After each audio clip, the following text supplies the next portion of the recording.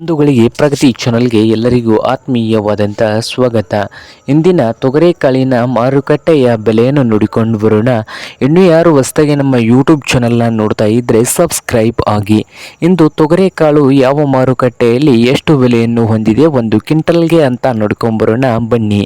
ಇಂದು ಬಾಗಲಕೋಟೆ ಮಾರುಕಟ್ಟೆಯಲ್ಲಿ ಒಂದು ಕ್ವಿಂಟಲ್ ತೊಗರೆಕಾಳಿಗೆ 5,000 ರೂಪಾಯಿದಿಂದ 6,000 ರೂಪಾಯಿವರೆಗೆ ನಡೀತಾ ಇದೆ.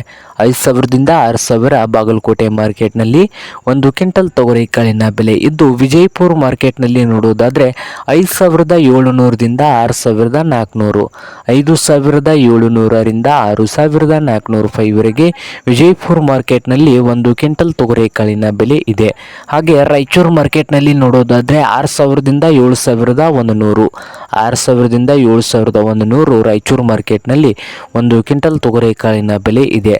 ಹಾಗೆ ಸೊಲ್ಲಾಪುರ ಮಾರ್ಕೆಟ್ನಲ್ಲಿ 6,000ದಿಂದ 6,500 ರೂಪಾಯಿವರೆಗೆ ಒಂದು ಕ್ವಿಂಟಲ್ ತೊಗರೆಕಾಳಿನ ರೇಟು ಸೊಲ್ಲಾಪುರ ಮಾರ್ಕೆಟ್ನಲ್ಲಿ ಇದೆ.